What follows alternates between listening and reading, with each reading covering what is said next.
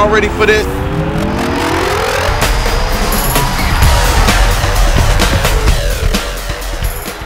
Hey guys, this is djWHEAT from the Championship Gaming Series Online, here to bring you recaps on our final 3 games in the 2008 North America regular season. The results of these games will ultimately determine who moves on and what their seedings are in the North American playoffs.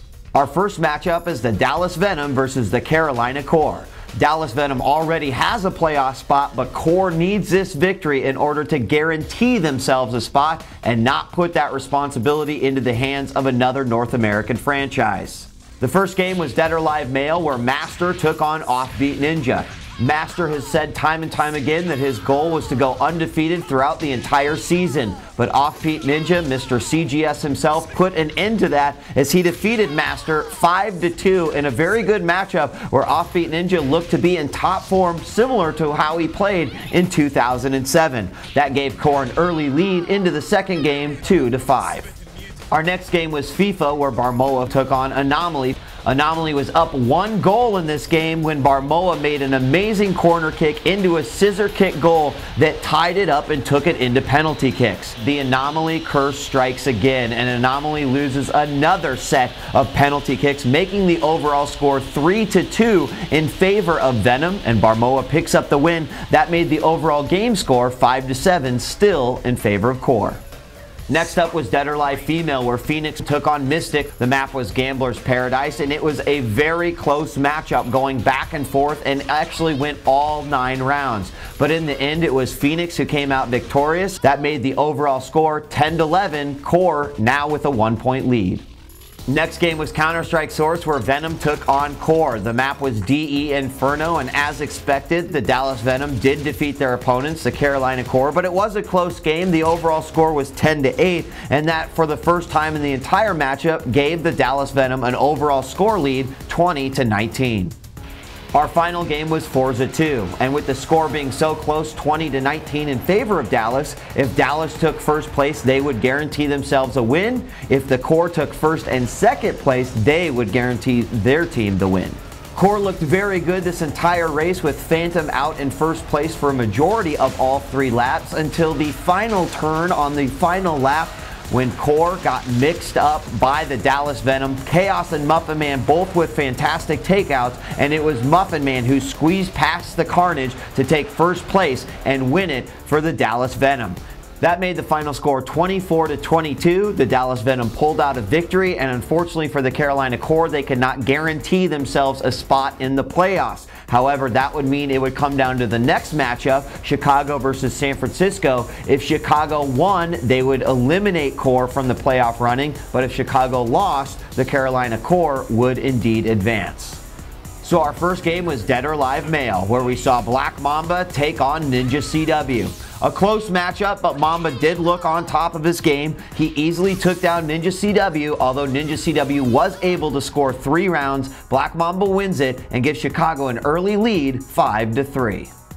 Our second game was FIFA, where Ifra from Chicago took on Sturmy from San Francisco, and we had another game without any scoring during regulation play, which meant that it came down to the penalty kicks. And in the penalty kicks, there were some very nice saves for both sides, but it was Sturmy who got that 1 extra save to clinch the match, making it overall 1-2 in favor of San Francisco and Sturmy, and that makes the overall match score 6-5 in favor of Chicago.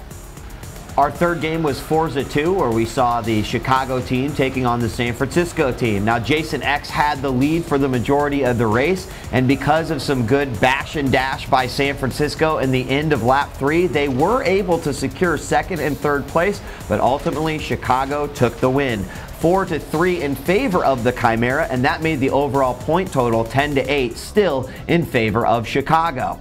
That made the fourth game Dead or Alive Female, where we saw Kasumi-chan from Chicago take on Vanessa from the San Francisco Optics.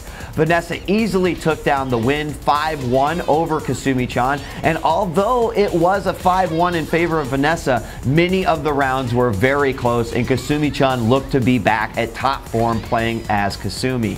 But Vanessa still pulled out the win, and that made the overall score 11-13, and finally the San Francisco Optics took the lead. The final game was Counter-Strike Source, and with the score 11-13 going into DE season, of course, Chicago needed to win by 2 in this Counter-Strike matchup.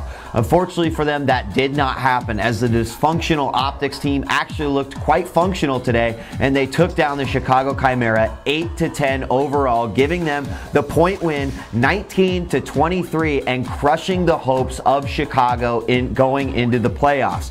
This means that the Carolina Core will now advance, and last year's world champions unfortunately are going to be sitting on the sidelines for the remainder of the season. And that leads us to our next game, Los Angeles versus New York. So our first game is Dead or Alive Female, where Cool's Villa is taking on Belle. And Cool's Villa continues her reign of dominance in Dead or Alive Female as she defeats Belle 5 rounds to 1. She's only given up 2 rounds in the last 4 matches, and she's certainly the top contender amongst the DOA females. That gave New York an early lead 5-1 going into our second game, Dead or Alive Male, which featured Chappelle versus Perfect Legend.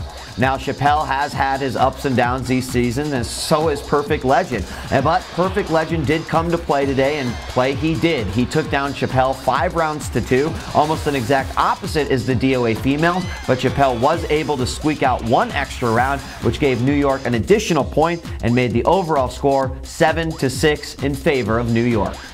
The third game was FIFA, where Wizzacor went up against Cregan BG. Now, Cregan BG, looking for yet another win in this season, actually does manage to pull it off. Although it was 0-0 in regulation play, it came down to the penalty kicks once again, and Cregan got the 1 block he needed to win overall 3-2, making the franchise score 9-9, tying this game up between LA and New York. And that means our fourth game is Forza Motorsport 2, where 3D took on Complexity. 3D has a top racing team, and many expected 3D to have no problems with this race. Well, many people were right. We saw 3D come out on top 6-1, taking first and second place, which meant that Complexity only picked up 1 point in the Forza race, making the overall score 15-10 and putting all the pressure on the Counter-Strike team for Complexity. With a 5-point deficit going into our final game, Counter-Strike Source, the Complexity CS squad knew that they needed to win large over 3D on Tuscan if they wanted to clinch it for the franchise. And that is exactly what they did, winning an amazing amount of rounds on the T side. They then switched over to the CT and absolutely dominated the 3D New York squad. The overall score was 6-12 in favor of Complexity, and they clinched the overall franchise match by 1, making it 21-22, giving Los Angeles Complexity their second win in the 2008 season. I'm djWHEAT from the Championship Gaming Series Online, and keep checking back for more coverage of the 2008 North America regular season on thecgs.com.